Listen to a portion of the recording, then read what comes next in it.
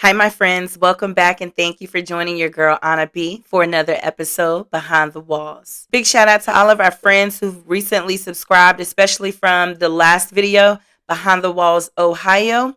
I appreciate all the love. Hey there to all of our channel members, my day ones, and everybody in between. If you have not already done so, go ahead and smash that subscribe button. Turn your notifications on so you don't miss any Anna B content. Based on the views as well as the request made from the last Ohio video, your girl is running it back. We are back behind the walls at the Dayton Correctional Institution and the Ohio Reformatory for Women. In this episode, we're digging into some fiery and bizarre cases that led these women to serving a possible life sentence. Let's get into it.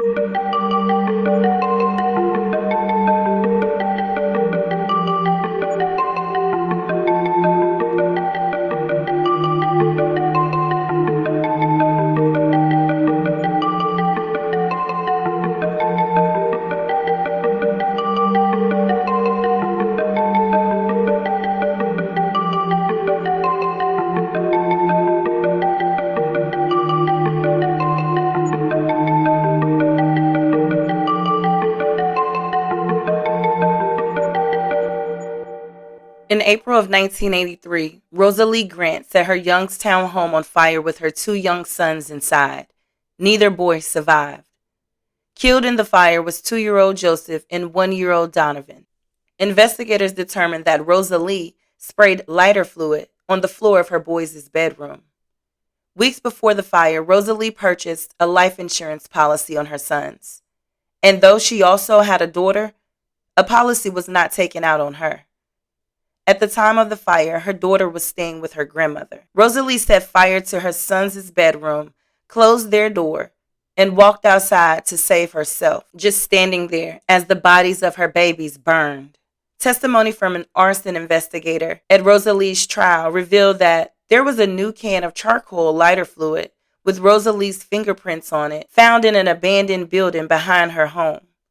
Rosalie maintained her innocence, her attorney describing her as a survivor who lost her two boys in a tragic fire. A jury of 9 men and 3 women found 23-year-old Rosalie guilty of 2 counts of aggravated murder and 2 counts of aggravated arson. That same jury spent nearly 9 hours over 2 days deliberating Rosalie's sentence before reaching their verdict and saying that the mother's youth, lack of prior criminal record, and difficult childhood did not outweigh the circumstances of her crime. "I'm still innocent. I'm not guilty," Rosalie said before the sentence was read. Following the jury's recommendation, the judge sent Rosalie to what was then called Marysville Reception Center in Columbus to face the death penalty by electrocution. The prosecutor said Rosalie heard her own case by making an impassioned, defiant statement to the jury just before it began deliberations. In her statement, she blamed jurors for unfairly convicting her and said that the boys were killed by a stranger who had appeared in the smoke of her burning home with a pipe. "I didn't come to you for sympathy, and I didn't come just for you to feel sorry for me. I feel sorry for you because you are the ones that made the mistake. I did not kill my kids. I feel that I've been wrong." Midway through her statement, her father, Norman Grant, yelled, "That's enough, Rosalie." Rosalie continued, "I'm not asking you to believe me. I'm just telling you like it is." She also said she did not expect 12 white people with jobs and spouses, which was her description of the jurors, to understand her troubles as an unmarried black welfare mother. "I'm not poor black trash," she said. "I'm still proud and I am still somebody." In addition to the death penalty for the 2 murder charges, the judge sentenced Rosalie to 7 to 25 years in prison for arson.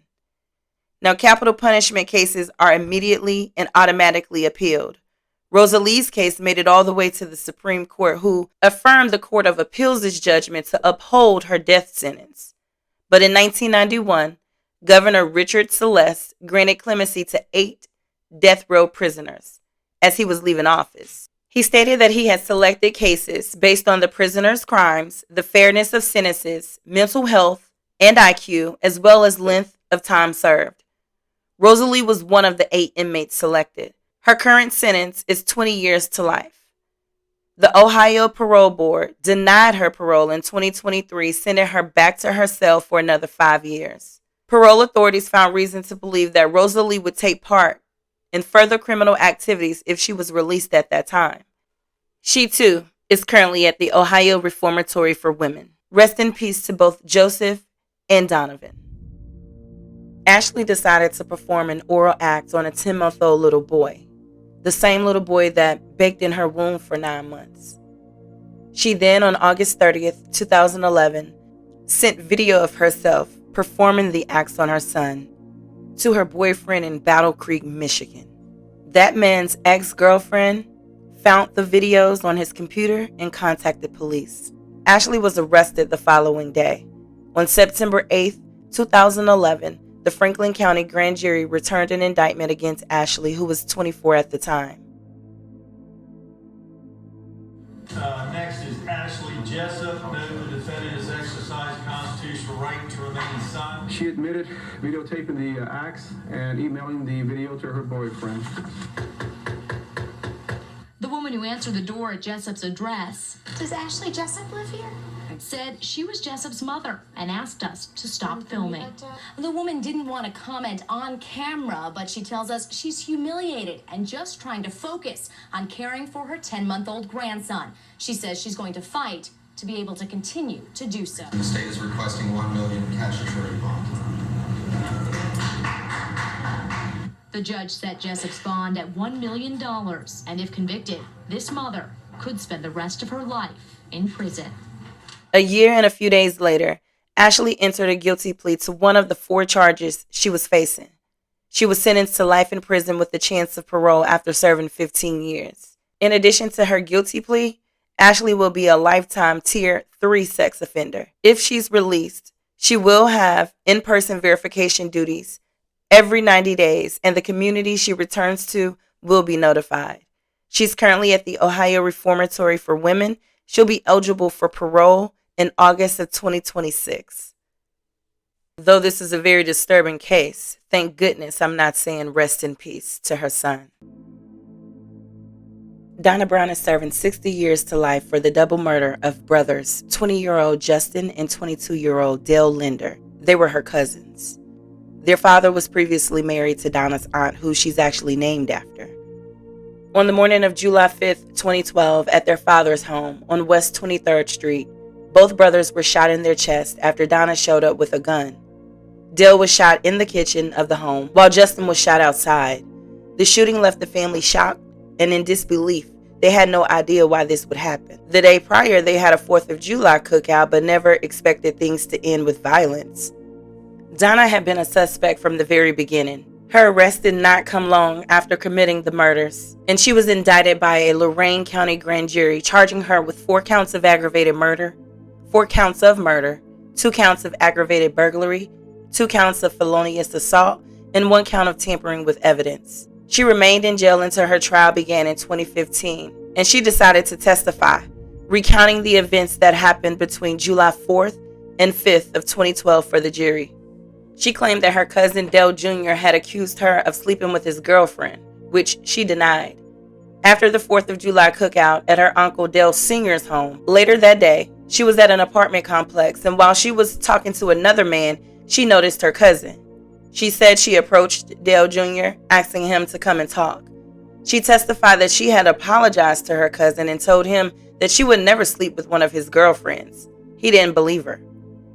Then she claimed Dale Jr. punched her in the jaw, knocking her to the ground before walking away. When she finally got up from the ground after the punch, she went to a woman's apartment she knew and got a potato knife and put it in her back pocket.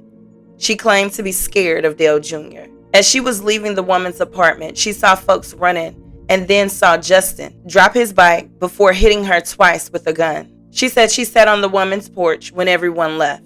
Donna testified that the next morning, she went and got a gun out of her car, which was at her sister's house. She said she decided to go back to her uncle's house, taking the gun because she was afraid, but decided to go because she didn't want the altercation to keep occurring. I was still in shock, and I just wanted everybody to let it go, she said. When asked by her attorney why she didn't go home, she stated that she was scared that her cousins would do something to her sister and her children. Donna further explained how She had hopped the fence of her uncle's home. Both the back screen and main door were open. She knocked on the door and could hear Dale Jr. say, "Who's that?" When she entered the home, Dale Jr. was in the living room where he charged at her. And when he charged at me, I had that gun in my hand and I was like running back away from him, she said. Then the gun went off and she ran out the door. Outside, she claimed Justin came toward her and she froze. And that's when she shot the gun and ran to her car.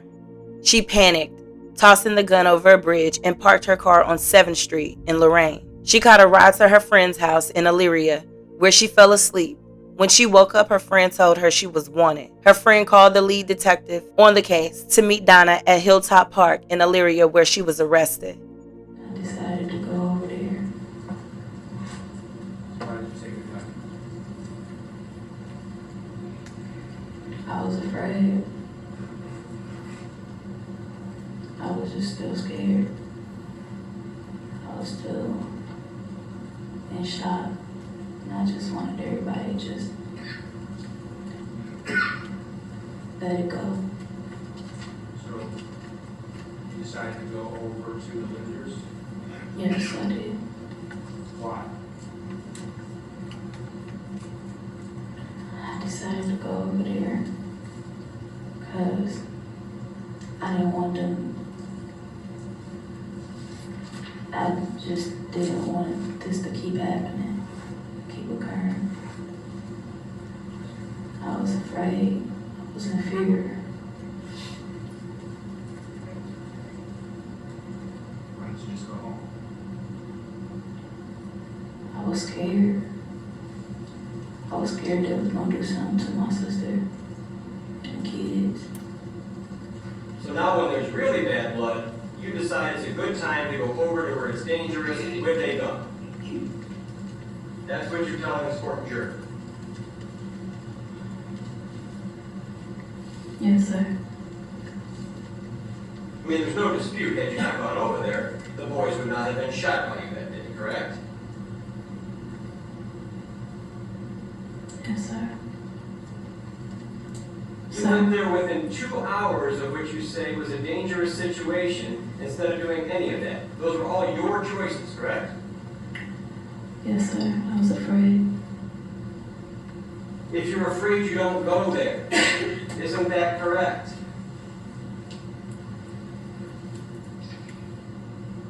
No, sir. Do you consider that the prudent move, the good move? That's, you know what? There's a guy that kills people in the house, so I think I'll go there. That's a good idea to you?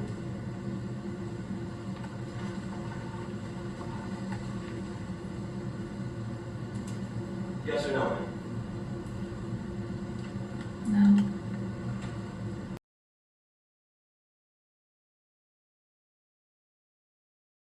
Was there any concern or anything you thought of by having the other people here other than your two sons, Desiree and the other friend? Well, sir, my house, I thought it was a safe house.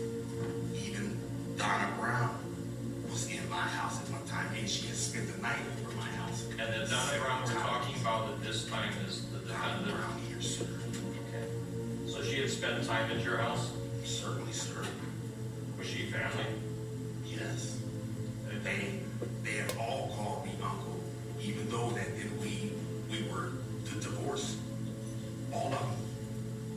Okay, so at 6:20, you wake up, you talk to your son. Did you talk to the other son? No, they were outside. They were already outside. You know what they were doing outside? No, sir. All right. Those were the only people in the house as far as you knew at that time. Yes, sir. Did anything change after that? Like into a minute of the conversation. Your minute to your I say, conversation? me and my son's talking. Which son? Dale Jr. Okay. He says, "Who is that?" So then he has this look on his face. What kind of look? Like he has this look, like he's looking. So I'm standing. Object, not responsible. What do you mean? I don't understand. I think it was to the question. Okay. Your Honor, Why don't you repeat the question, Mr. Zinn? Go ahead. Well, he asked him to describe the look on his face. right, could you describe the look on his face? And he didn't do that. He actually did Could make you the do that in gesture. words, I'm not. Okay, how would you describe the look on his face? He had a look on his face like, who is that? Okay, and what did he mean at that Like, point? who is that in coming through the kitchen? So did he point or did he do No. anything? He like raised up because he's sitting in the couch with his knees. Then he raises up. And that's when Donna Brown comes in between the living room and the kitchen, bearing the gun. All right, so you saw Donna Brown that was brought to your attention by your son? She walked, because when he got up, she was there. The kitchen, here's the kitchen, here's the living room. It's a cocktail table, end table, which is only around about this long. Then it's the love seat. He gets up, she comes. Okay, wait, first of all, right when you saw Donna, after he made that comment, where were you in relation to him? I was in the hallway. About how far away from your son? Around about from here to Officer Curry. My house Can we get an is estimate of feet on that, please? 17 feet, 17, 16 feet. If it's 16 feet, I So never about this measured. distance. You were talking to your son from this distance. I don't even think it's that far. So if it even been I have close. never, I'll see you around about there, sir. And where, from what direction would Donna have been coming? She came on my right, And you're right. which is the kitchen. All right. So she came, and where did she go from the time you saw her walking from the kitchen? Well, my son raises up. She comes in the living room, right by where the love seat, where the cocktail table is. And then she has the gun. Where did that gun? What did you see? Sir, I'm not an expert on guns. I don't even own a gun. Okay, but what type of, was it, a rifle, a pistol, a derringer? A pistol. So it was something that was not a rifle, No, sir, it's not a rifle. and how was she holding it? She's holding it like this. Are you describing two hands? Two hands. Okay. And how was she holding it? Pointing it, or did she have it down, or? Like she raised it up. But then he was up because he got off of the couch. So he was standing up? Yes, he was standing up. Was he facing her? Yes, he was facing her. How far away from him, or from her was he? 3 feet. So they would be as far as this distance? Closer. Okay. Bam. And at this point, Right there, sir. was she still holding the gun up at the time? Yes. You saw her holding the gun, you saw her aim at your son. Yes. And then what happened? Did you hear something, see something? What? He never said nothing. He just took off on her because she had the gun up like this. And this is Dale we're talking about? Dale Jr. Object. Hang on. I am Dale. Object. When your objection, just stop. Judge, can the prosecutor let him finish? He's answering a question and the prosecutor interrupted him. Okay. Could we go back to the question and have him respond to it, Your Honor? All right, I'll sustain that objection. Please repeat the question. Okay. Was this Dale that we're talking about at this point? Dale, yes. And from being 3 feet away, she held the gun up. Did you hear a gun being fired? Object, that wasn't a question. I have no idea what the question was at that point. Overruled. Please repeat the question. Did you hear the gun be fired? No. Then they went into the kitchen, then I hear a boom. Then I hollered, what the F? And I was hoping that he was gonna come out of the kitchen because I thought maybe he might have knocked the gun out of her hand. Okay, so to clarify that, you heard a gunshot when the two of them were in the kitchen. It was just like, once he took off, then they went in the kitchen. See, I can't see in the kitchen, because I'm straight ahead. And then the boom, and I go, what the F? And Okay. Just again to clarify, she pointed the gun at him in the living room. yes. She didn't shoot at that time.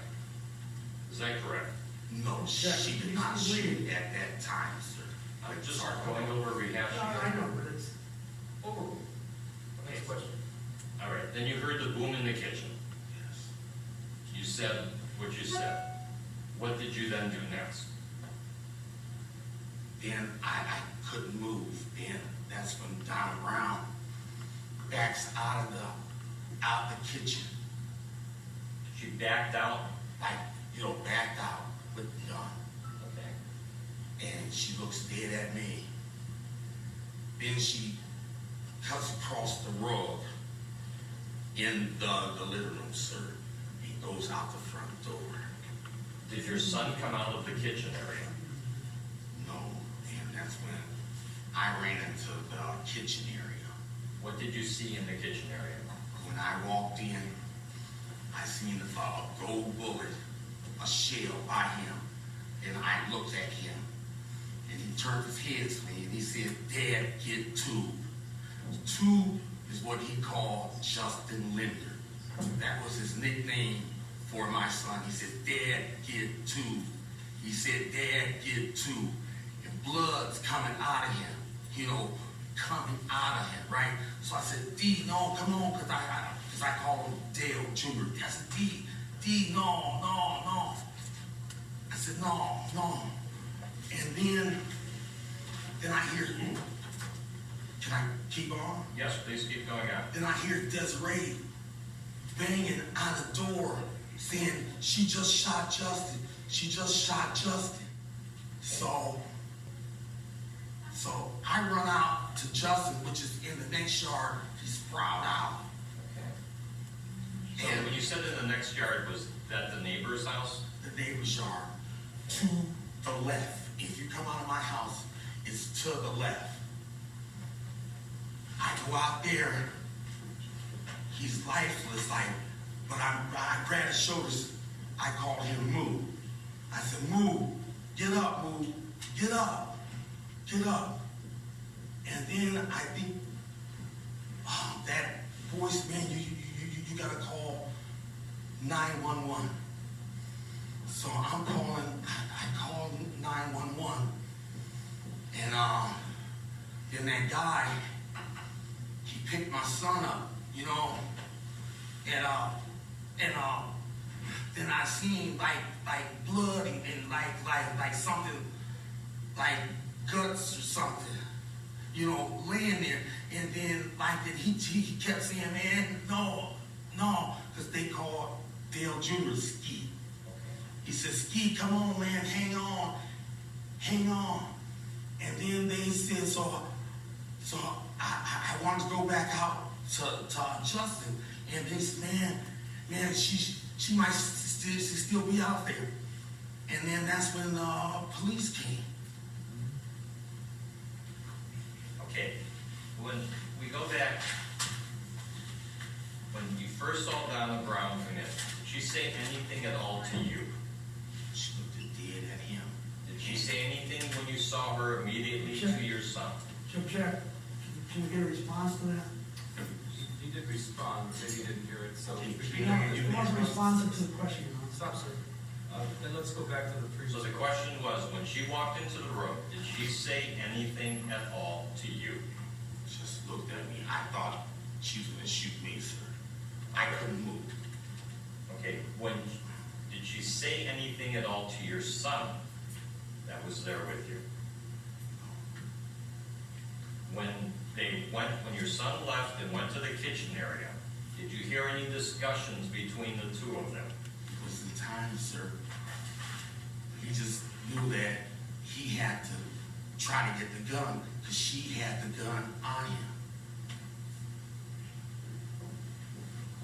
Then, outside, you didn't actually see the shooting of your other son. I did not even hear the shot.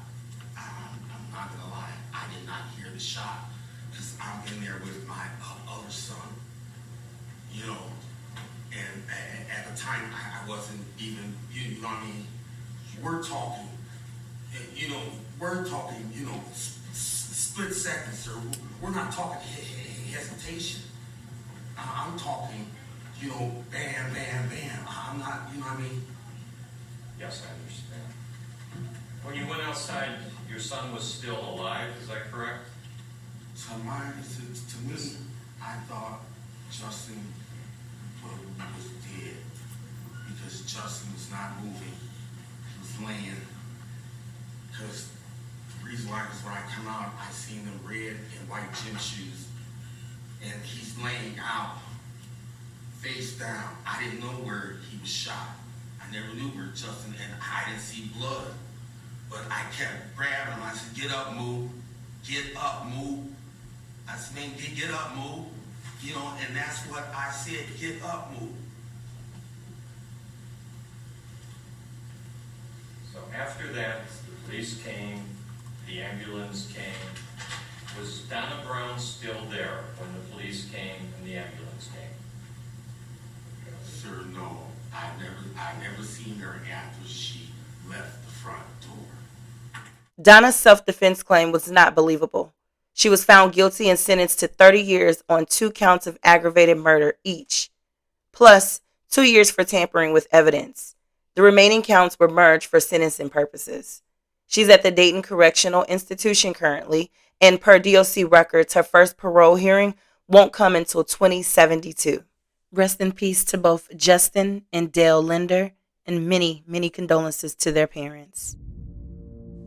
Kimberly Black was arrested on May 18, 2012, and held on $1 million bond, accused of stabbing her friend, 29-year-old Sharice Swain, several times in her neck at her home on East 125th Street in Cleveland. The women were both sitting in a car parked in Kimberly's driveway when Kimberly got out, went inside, got a knife, came back and stabbed Sharice while she was sitting in the driver's seat. After being attacked, Sharice hit the gas pedal. The car then struck 2-year-old Kamisha Ruffin and 1-year-old Taraji Ruffin, Kimberly's daughters, before crashing into a home across the street. A witness who was sitting on the porch, which is the home Sharice crashed into, said he didn't hear any arguing. He said Kimberly just flipped out, went inside her house, got a knife, and just started stabbing Sharice. The witness said Kimberly then stripped off all of her clothes, grabbed her 2 children, and ran out into the street. That's when Sharice, who was bleeding profusely, punched the gas and took off out of the driveway, hitting the children before crashing through a chain-link fence. He said Kimberly, who was still naked, then took her 2 girls and left the scene walking toward 123rd Street, where she then sat down on the sidewalk screaming. Another witness said she was on the sidewalk holding her baby, just saying, "Save my kids, save my kids." Sharice, Kamisha, and Taraji were all taken to local hospitals. Unfortunately, Sharice and Kamisha did not survive their injuries. Taraji's injuries were non-life-threatening. Kimberly was taken into custody and charged in a 9-count indictment that included aggravated murder, felonious assault, and endangering children.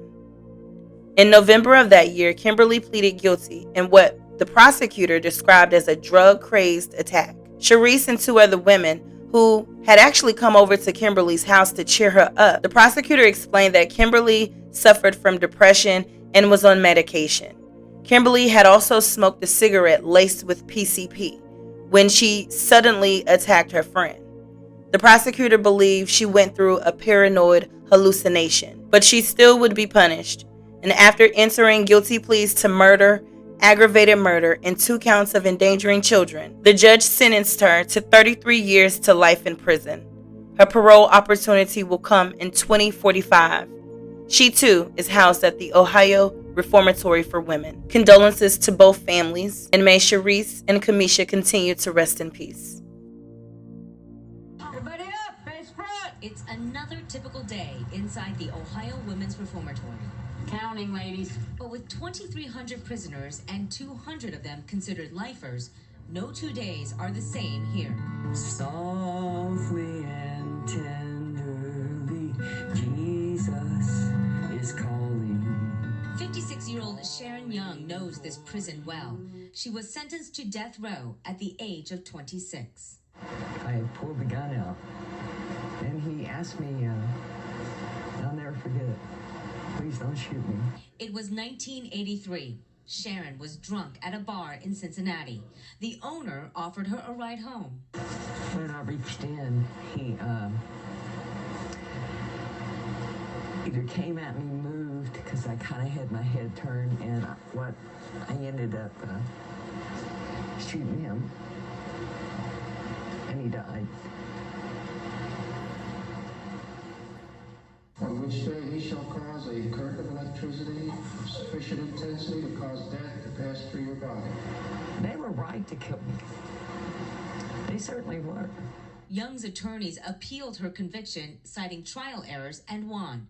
But a second jury trial sentenced Sharon to life behind bars.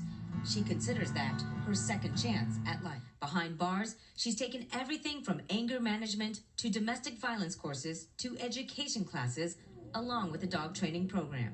And today, Sharon is a licensed minister. I know people are going to say, oh, jailhouse religion. I understand that. I get that. I'm not saying that this is the greatest life for somebody to have, but it's life. And it's very easy to say, oh, they'll never change. They'll never do anything different. And there's some that won't. But this one did. In July 2025, Sharon went before the Ohio Parole Board. And I guess you can say she got a third chance at life, because on October 2nd, 2025, Sharon was released from prison after spending 42 years behind those walls. She still resides somewhere in Franklin County, and she will be on parole for the rest of her life. Rest in peace to the victim.